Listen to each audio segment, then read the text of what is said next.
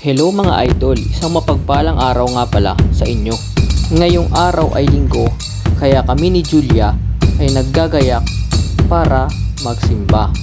Kaya't samahan nyo kami para sa aming today's video. Habang naggagayak nga mga idol si Julia, ay sinabayan ko na para mabilis kaming matapos. Ayan nga, habang siya ay nagpopolvo, nandun naman ako sa gilid niya at nagsusuklay. Medyo nagbibiroan pa nga kami dyan, kaya kami nagtatawanan. At after nga namin magayak mga idol, ay inayos na namin ang aming mga dadalhin at kami pupunta na sa simbahan. Napabalik pa nga ako sa salamin mga idol at medyo inayos-ayos ko itong buhok. At pagkatapos nga mga idol, ay isinara ko na rin ang tindahan. Si Julia naman ang nagsara ng bahay at kami ay lalabas na para pumunta naman sa kabilang gate dahil nandoon ang gagamitin naming sasakyan. Ito nga pala ang aming kolong-kolong mga idol.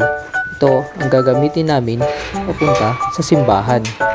Binuksan ko na nga rin ang gate at itong aking mga kasama ay excited na dahil sila ay magpe-present para sa Panginoon ngayong linggo. Kaya nang mailabas ko ay sila na rin ang nagsara ng gate. At pagkasara nila ng gate, ay dali-dali na rin silang sumakay sa kolong-kolong at kami ay aalis na.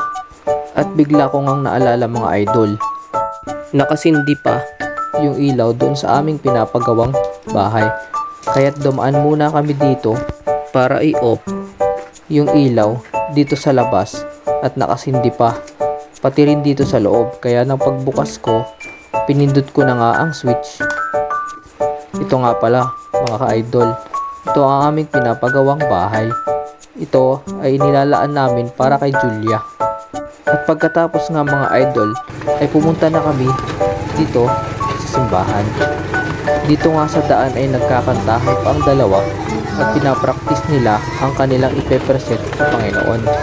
Ito mga idol, malapit nga lang ang simbahan sa amin mga idol, walking distance lang. At balik na nga tayo mga idol sa ating for today's video. At ipapasyal din namin kayo sa aming simbahan. At ayan nga mga ka-idol, napapansin ko na ang gate ng aming simbahan. Halika kayo't samahan nyo kami pumasok dito sa simbahan ng JNCIM. Dito lamang po sa Barangay Ditegi. At after nga ng mga ilang minuto mga idol, ay nag-umpisa na ang aming simba. At nagpasukan na rin lahat. At pagkatapos ko nga magbasa ng Bible verse, ay kumanta na nga na Julia. At ito po ang aming for today's video. Maraming salamat po sa panonood. God bless you.